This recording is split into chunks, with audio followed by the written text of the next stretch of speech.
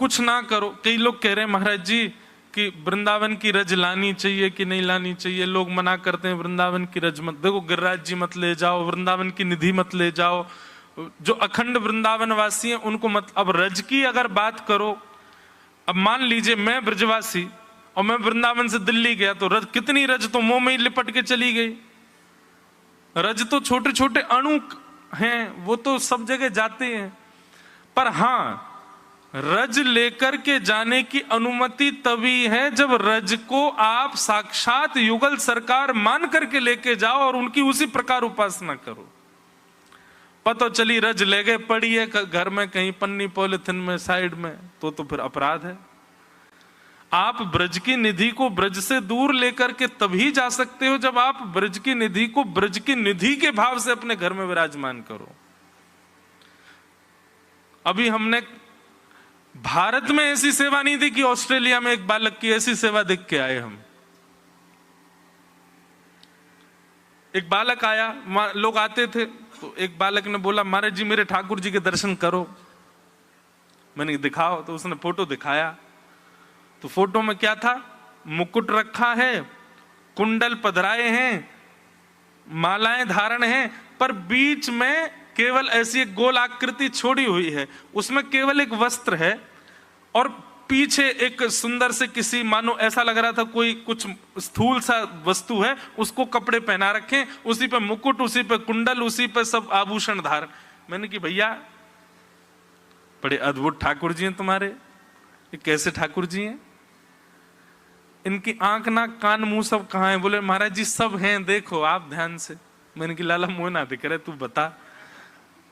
तो बोलो महाराज जी ये वृंदावन की ब्रज रज है, मैं ब्रज रज को ही युगल सरकार मान करके उनका श्रृंगार करता हूं। मैंने कि लाला पूरे विश्व में सब ठाकुरन की सेवा कर रहे हैं, पर तेरी सेवा सर्वोपरि है। मैंने कि ये कथा मैं अपनी एक कथा में सुनाता हूं। एक कथा सुनाते हैं हम कि वृंदावन में 5-6 वैष्णव आपस में मिले, सब बात करने लगे। कोई बोलो मेरे गोपाल जी तो ऐसे, कोई बोलो मेरे युगल सरकार ऐसे, कोई बोलो मेरे गिरधर लाल ऐसे।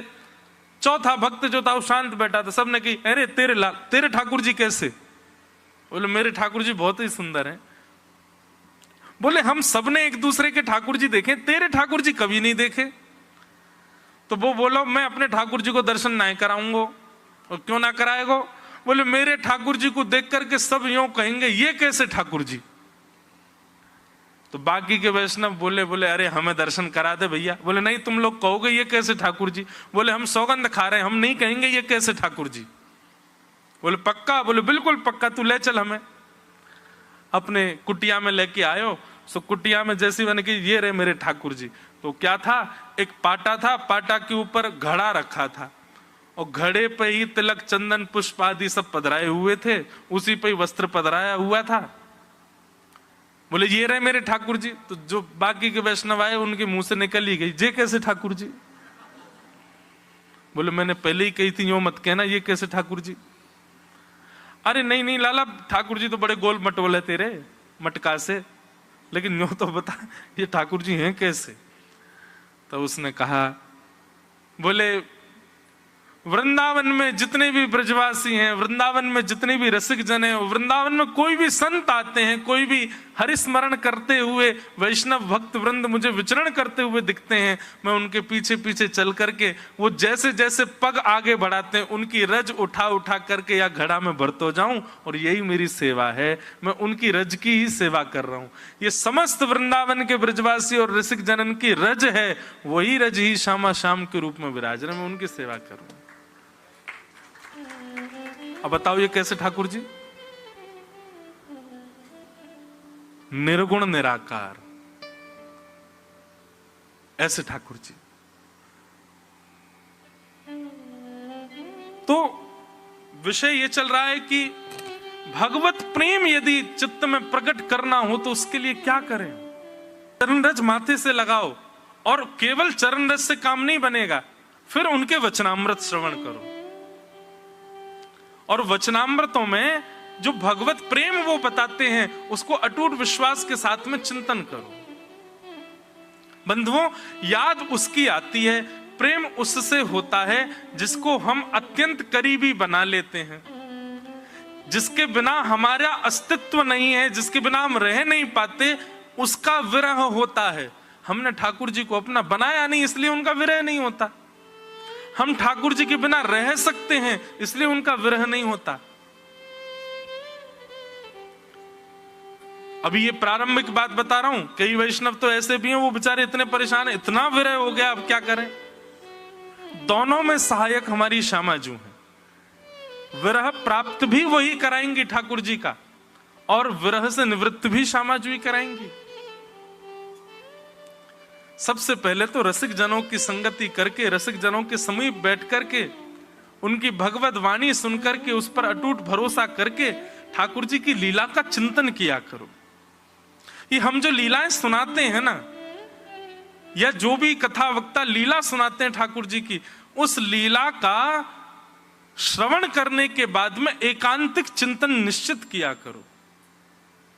और एक बात बताऊं आपको, जितनी लीला सुनी है उतने तक सीमित मत रखो, उस लीला में अपने भाव भी कुछ जोड़ो और उस लीला का और विस्तार करो और सुंदर सुदृढ़ बनाओ उसको। जैसे हमने कोई लीला सुनाई और उस लीला में ये बताया कि श्यामा श्याम रास विहार कर रहे हैं, ललिता विशाखा आदि सब मृदंग बजा रही हैं, वीणा बजा रही हैं, करताल बजा रही हैं, पखावज बजा रही हैं। आपका मन उस समय क्या विचार करना चाहिए कि महाराज जी जो लीला सुना रहे हैं उस लीला में सब व्यवस्था है, ऐसी कौन सी अव्यवस्था है जिससे श्यामा श्याम को, जिसकी श्यामा श्याम को आवश्यकता है, वो व्यवस्था मैं करूं लीला में। अब आपने सुना ललिता जी पखावज बजा रही हैं, विशाखा जी वीणा बजा रही हैं और आदि आदि सखियां सब मृदंग आदि करताल बजाते हुए गा रही हैं, श्यामा श्याम नृत्य कर रहे हैं। तभी आपके मन में भाव आया, सब व्यवस्था है, किशोरी जी ठाकुर जी नृत्य कर रहे हैं, नृत्य करते करते उनको प्रश्वेत आ रहे होंगे, पसीना आ रहे होंगे, अरे कोई पंखा नहीं झल रहे हो है। तुरंत आपने अपने आप को एक सखी रूप माना और आप तुरंत हाथ में एक सुंदर सा बीजना लेकर के गए और श्यामा श्याम की लीला में उनको पंखा करने लगे, स्वयं को लीला में पहुंचा दिया। ये बहुत ऊंची स्थिति है। इस स्थिति में पहुंचना कठिन बहुत है, पर रसिक जनों की कृपा, ब्रजवासियों की कृपा और ब्रजरज की कृपा से संभव है। हमारे स्वामी श्री हरदास जी महाराज, श्री हितरवंश महाप्रभु, गोपाल भट्ट गोस्वामी, ये जितने भी हमारे आचार्य गण हुए, इन सबों ने इसी प्रकार लीलाओं में ठाकुर जी के साथ अपना भाव प्रस्तुत किया।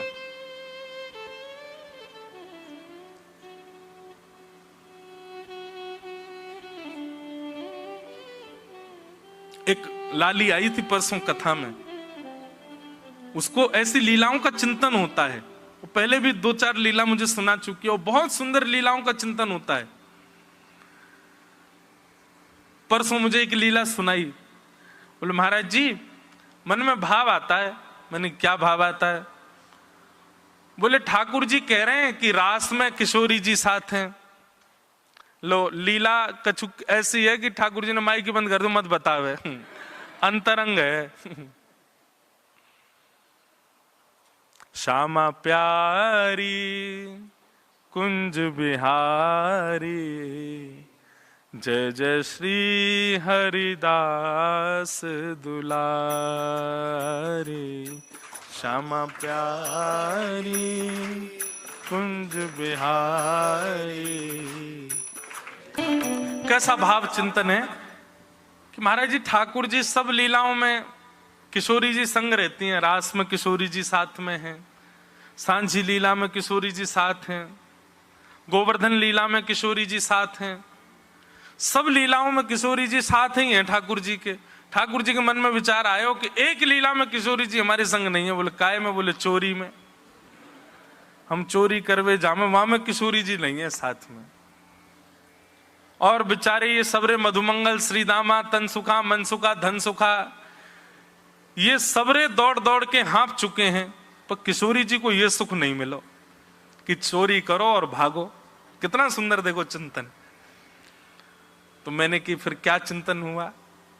बोले महाराज जी ऐसा चिंतन आया कि ठाकुर जी बोले किशोरी जी को भी चोरी करवाओ और फिर चोरी करवे के बाद जाकी चोरी करिए वो पीछे भगेगो, और फिर अपने वस्त्र लत्ता फतनान ने पकड़ करके दौड़ेंगे और कितनी जोर से दौड़ करके भागेंगे बातें बच करके। वहां में हम किशोरी जी को जब देखेंगे तब सुख मिलेगा चित्त को, तब आनंद मिलेगा कि हाँ किशोरी जी ये दौड़ रही किशोरी जी।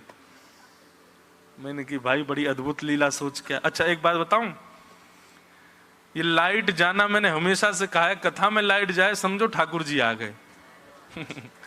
तो जैसे ही ये लीला प्रकट भई मानो ठाकुर जी आ गए। बोला हाँ श्री जी की चोरी बता। तो ठाकुर जी ने क्या किया, किशोरी जी के पास गए और किशोरी जी से जाके बोले कि हे श्यामाजू, हमारे ब्रजमंडल में एक आम को बगीचा है और वहां बड़े सुंदर सुंदर मीठे मीठे आम लगे, उनकी सुगंधी पा करके हम लोगन की जीभ में पानी आ जाए। किशोरी जी बोली तो क्या करूं, खा लो जाके। बोले अकेले थोड़ी खाएंगे, आप चलो संग में, वह बगीचा में ही चले, कल की लीला वहीं करेंगे और वह कुंज में चढ़ चढ़ के पेड़न सो आम तोड़ तोड़ करके प्रेम से पाएंगे। मैं नेक चौंक करके देखूंगा, आम मीठो भयो तो मैं आपको दे दूंगा, आप चौंक के देखो आपको मीठो लगे तो आप मुझे दे दियो।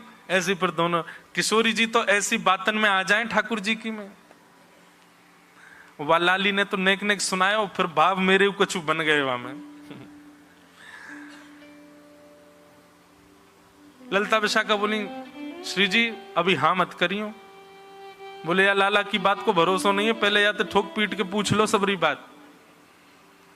अरे लाला कौन को बगीचा नाम बता। ठाकुर जी ने फलानो नाम बता दियो, वाह को बगीचा। अच्छा बातें अनुमति ले ली थे ना। बोला हाँ सब बात कर आया हूं मैं बातें, कल हम सब सखा आएंगे, बाने इतने आम तोड़वे की अनुमति दे दी है, 100 आम तोड़ के तुम लोग ले जा सको, सब सखा सखी और मैं और श्यामाजू। ललिता विशाखा बोली देख ले तेरी बात है गई है ना। बोले हाँ मैं बात करके आऊं, झूठ थोड़ी बोलूंगा। अरे मैं अपने लिए ऐसा कर सकूं कि बिन बताए कहीं तक कछु सामान ले लूं, श्री जी जाएंगी, इनकी तो मर्यादा को भाव रखना पड़े। और किशोरी जी बोली इतना कह रहे हैं तो चल देंगे। किशोरी जी आई, ठाकुर जी तो पहले तो ही भौं मटका रहे हैं अपनी, आ जाओ आज आनंद आवेगो। यहां सब सखी आई हैं, सब सखा खड़े हैं, ठाकुर जी और किशोरी जी मुखिया बन के एक दूसरे के सामने खड़े हैं। ऐसा सुंदर आम को बगीचा चारों ओर लगो है। आहा अब होड़ भाई, होड़ तो सब जगह ही, कल हिंडोला में होड़ है रही, कौन बैठे को पहले, अब यहां पे भी होड़ है लगी, कौन चढ़ेगा पहले वृक्ष के ऊपर। ठाकुर जी के मैं चढ़ूंगा, किशोरी जी के मैं चढ़ूंगी, और सब सखी करी नहीं हमारी श्यामाजू चढ़ेंगी। अरे निमंत्रण मिलो है तो निमंत्रण के कारण हम लोग अतिथि हैं, अतिथि को पहले अधिकार दो। सब बातन की बात सखा सकीन में सब में नेक होड़ हैन लगी। इतने में ही भाई दोनों चढ़ो, जो पहले ऊपर पहुंच जाएगा वही आम खाएगा। एक तरफ ते किशोरी जी चढ़ी, दूसरी तरफ ते श्याम सुंदर चढ़े ऊपर। लेकिन ठाकुर जी तो चढ़ गए, ठाकुर जी तो चढ़ रहे हैं, छटपट चढ़ते जा रहे हैं, लेकिन किशोरी जी को ऐसा घेरावदार लहंगा, वो कभी कहीं पे अटक जाए, कभी कहीं फंस जाए। किशोरी जी बोली या में बड़ो असंभव है चढ़ना। सोई किशोरी जी गई, एक कुंज में गई और जाकर के अपना नवीन श्रृंगार करके आई। ठाकुर जी जैसी धोती पहन के, ठाकुर जी जैसी पीतांबरी पहन के, ठाकुर जी जैसा श्रृंगार करके, कि अपने केशन को पीछे बांध करके, सुंदर पाग सिर पर लपेट करके बिल्कुल श्याम सुंदर बन के आई हैं। लेकिन कैसी श्याम सुंदर है? बोले गौर सुंदर हैं। एक तरफ श्याम सुंदर, एक तरफ गौर सुंदर। किशोरी जी बोले नीचे उतर के आओ, अब चढ़ेंगे दोनों संग में। पहले तो हमने लहंगा पहनो, हमारी फंस गो, अब दोनों की समान बिल्कुल वस्त्र, अब चढ़ेंगे। आहा कितना सुंदर चिंतन है। अब की बार जैसी चढ़े तो छटपट महाराज स्वामिनी जी ऊपर चढ़ गई और ऊपर जाकर के बैठ गई। जय जयकार है लगी, हमारी स्वामिनी जी की जय हो, हमारी वृषभानु दुलारी की जय हो। ये सब दृश्य देख करके ठाकुर जी तो परम आनंद में भर आए। और लाली को चिंतन तो ऐसा हो कि फिर ठाकुर जी मान करके बैठ गए, तो किशोरी जी उनको मना रही हैं। और हाँ, चोरी को इल्जाम किशोरी जी पे तो लगो ही नहीं अभी तक। मैंने कि अब यहां में भाव आगे जोड़ो। बोले कहा भाव जोड़ो। किशोरी जी जैसे ही आम चौंके तो जैसे ही मीठो लगे तो मीठो लेके श्याम सुंदर लो पाके देखो कितना सुंदर। तो किशोरी जी को उच्छिष्ट श्याम सुंदर पा रहे हैं और श्याम सुंदर को उच्छिष्ट किशोरी जी पा रही हैं। लेकिन धीरे धीरे ठाकुर जी को आम में मन नहीं लग रहा है। बोल आज तो योजना कछु और है। किशोरी जी के जो जो आम है उनको लेके समीप में धरते जा रहे हैं या मधुमंगल श्रीदामा को देते जा रहे हैं। इनको धर तो रहे, अरे किशोरी जी की प्रसादी एकांत में बैठकाऊंगा, पहले काम तो पूरा कर लूं जाके काजे आया हूं। इतने में ठाकुर जी ने मधुमंगल को इशारा कर दिया, बोले जा बगीचा के मालिक को बता दे चोर आ गए वाके बगीचा में। यहां पे सब सखी व्यस्त हैं, लेकिन तभी ठाकुर जी के मन में ये भाव आयो कि कहीं माली डंडा लेके आयो, हम में पड़ जाए, मधुमंगल सीधामा पिट जाए वो तो ठीक है, लेकिन श्री जी के पास नहीं जाना चाहिए। अचानक ठाकुर जी को मन बदल गयो। ठाकुर जी ने कही एक काम करें, श्री जी को लेकर के मैं कोई दूसरी कुंज में चलो जाऊं और वो माली आवेगा डंडानते ये सबरी सखी मेरे पीछे पड़ी रहे, ललता विशाखा जी सबरी पिटेंगी यहाँ पे। और इतने में ठाकुर जी ने किशोरी जी से कही, हे श्यामाजू वो सामने को वृक्ष बड़ो पुरानो लग रहा है, ऐसा लगे वाके फल ज्यादा मीठे होंगे, आओ मैं और आप वृक्ष पर चलें। और ये सब सखी, हाँ री तुम सबरी यहीं लगी नहीं हो, बढ़िया प्रेम से फलन को पइयो। हाँ अरे ए मधुमंगल श्रीदामा तनसुका तुम सुरक्षा करो इनकी। ठाकुर जी तो श्री जी को लेकर के एकांत कुंज में चले गए और वहां परस्पर दोनों प्रिया प्रियतम आम चौंक रहे हैं, प्रेम से पा रहे हैं। इतने में ही मधुमंगल लेके आ गो माली को, माने कि देख कितने सारे चोर लगे तेरे वहां में, और लेके महाराज डंडा भागो, तनसुका मनसुका सबरे भाग रहे हैं, ललता विशाखा कूद कूद करके दौड़ रही हैं, हे श्यामाजू कहाँ हो, हे श्यामाजू कहाँ हो।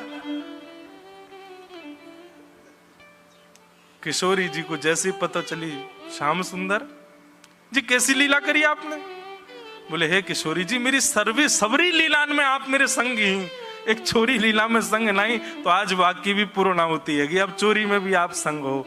अब आप रसिक बिहारी रास बिहारी सबके संग तो रही हो, अब चोर बिहारी के संग और रह रही हो। अब श्यामाजू पूर्णता वही है। तो ये चिंतन सामान्य नहीं है, ऐसे चिंतन ये रसिक जनों की कृपा से, रज की उपासना से ही संभव है। तो जब भी कोई लीला सुना करे ना, उस लीला का विस्तार और सोचा करो अपने मन में, और क्या हो सकता था इसमें भाव, और इस लीला में क्या सुंदर स्मृति। ऐसे ही लीला चिंतन करते रहोगे, संसार के विषय विषादों का चिंतन करने का समय ही नहीं मिलेगा आपको, उसकी चिंता हो ही नहीं सकती आपको, उसमें परेशान होगे ही नहीं आप। आपकी परेशानी तो यही रहेगी, बोले कहा शाम शाम दोनों वन में गए और दोनों उनकी चुनरी।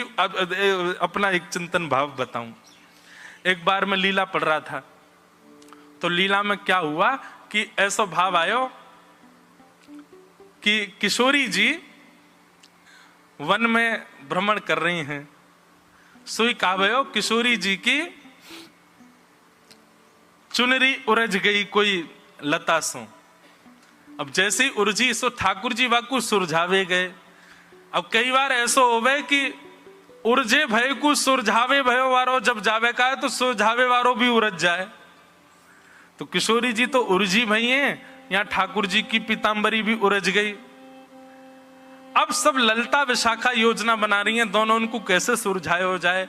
लेकिन जैसे ही ललता विशाखा सुरझावे गई, सोई मन में एक भाव आयो, अरे ललता विशाखा काय को जा रही हो, क्यों इन दोनों को उर्झो ही रहने दो, ये दोनों उर्झे ही रहेंगे। उर्झनो समझे ना, उर्झनो मतलब जैसे कोई सघन वृक्ष है, वहां आपको कोई कपड़ा फंस जाए या कछु उरझ जाए। मन में भाव आया, हे ललता विशाखा काय को सुरझावे जा रही हो, ये दोनों डटे तो है ना, कभी कहीं चले जाएं कभी कहीं चले जाएं, आज इनको उर्झो ही रहने दो। और उर्झे भय दोनों ते अपने मन की सबरी कामना पूरी करवा लो आज। हे श्यामा श्याम आप दोनों उरझ गए हो आज, अब हम तब सुरझावेंगे, पहले हमको वचन दो। कहा वचन चाहिए, बोले पहले तो ये वचन दो कि ब्रजमंडल से हमको कभी दूर मत करियो। दूसरा वचन हमको ये दो किया ब्रज के प्रति हमारो प्रेम दिन ब दिन बढ़तो ही रहे। और तीसरा वचन हमको ये दो, हम जब चाहें तब युगल रूप हमारे सामने दर्शन दे दे। ये 3 मनोकामना पूरी करो तब तुम्हें सुलझाएंगे, नहीं तो नहीं सुलझा रहे, उलझे रहो, यहीं पे खड़े रहो। अब ये मन का भाव। पद में और लीला में तो ऐसा था कि ललिता विशाखा ने योजना बना के दोनों को सुलझा दिया, लेकिन मेरे मन में आप काय को सुलझा रहे हो, उलझो ही रहने दो, खड़े रहने दो, दोनों ते अपने मन की सबरे कामना पूरी करवा लो। ऐसे चिंतन, ऐसे विचार, ऐसे भाव, ये सब कैसे पुष्ट होते हैं? भागवत जी श्रवण करो, रसिक जनों की वाणी श्रवण करो, रसिक जनों की भले चरण स्पर्श मत करो पर उनके चरण रज माथे से लगाओ। और जब भी वो कोई लीला सुनाए उस लीला को चित्त में धारण करके एकांत में बैठे उसका विस्तार करो, उसका और सुंदर रूप बनाओ। संसार के विषय के चिंतन के लिए अपने आप को समय ही मत दो। और फिर आप देखना, जैसे ही ठाकुर जी की लीला में कुछ ऐसा आप करोगे जो अद्भुत था, आप नाचने लगोगे। वाग गदगदा द्रवते यस्य चित्तम, अकेले बैठे बैठे नृत्य होने लगेगा, अकेले बैठे बैठे अश्रुपात होने लगेंगे, अकेले बैठे बैठे ठाकुर जी का खूब सुंदर भाव स्मरण होने लगेगा। ऐसे व्यस्त रखो लीला में अपने आप को। केवल 3 घंटा कथा सुनने के बाद में और फिर उसकी विस्मृति, उससे काम नहीं चलेगा। पूरे दिन चिंतन बना रहे ठाकुर जी का, और पूरे दिन काम में रहते हो, नहीं कर पाते तो रात्रि सोने से पहले ये काम करके ही सोना है कि चिंतन करो। और एक बात याद रखना, 1 दिन 2 दिन 1 हफ्ता 1 महीना तक चिंतन किया, कोई लीला विस्तार नहीं हो पाई, आपके 1 महीना के चिंतन का प्रभाव किसी दिन स्वप्न में ठाकुर जी आकर के लीला का विस्तार कर जाएंगे और आपको अनुभव करा जाएंगे।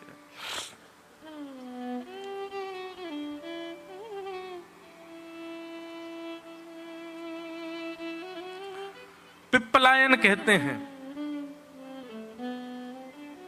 जब तक प्रेमा भक्ति चित्त में प्रकट नहीं होगी तब तक आपको ठाकुर जी का अनुभव नहीं होगा।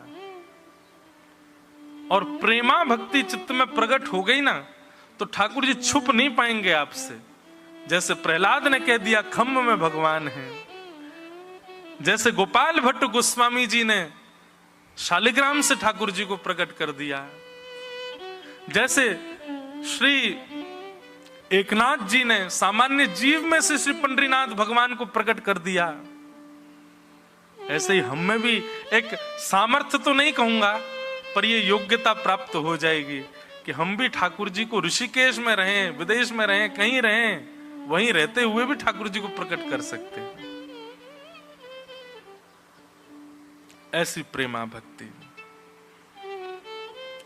प्रेमा भक्ति की अग्नि से ही हृदय के विकार नष्ट होंगे, और हृदय के विकार जैसे ही नष्ट होंगे ठाकुर जी का साक्षात्कार हो जाएगा, ठाकुर जी का अनुभव हो जाएगा।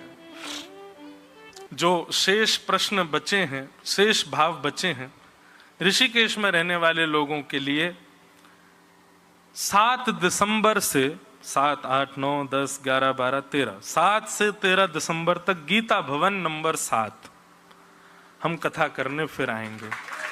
और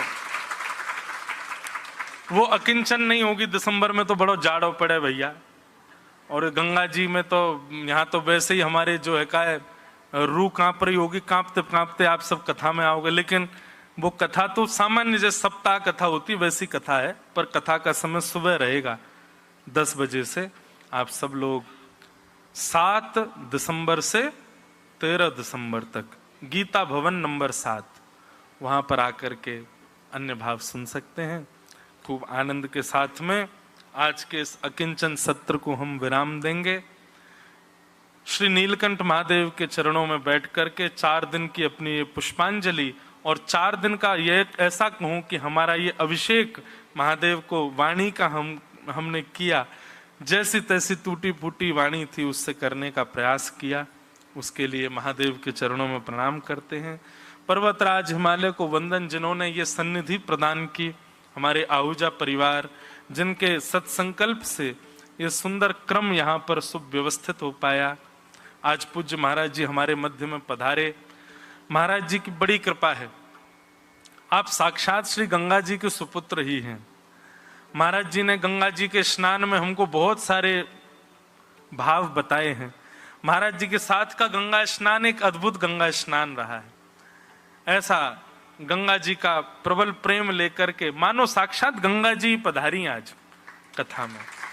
तो ऐसे हमारे पूज्य महाराज जी, परम पूजनीय श्री रविंद्रानंद जी महाराज, श्री भगवत धाम, इतना सुंदर स्थान है हरिद्वार में भगवत धाम, वहां से पूज्य महाराज जी आए। इस बार महाराज जी की सन्निधि में भी कथा है नवंबर में हापुड़ में, हापुड़ में महाराज जी, हापुड़ में कथा है, उसमें भी आनंद लेंगे।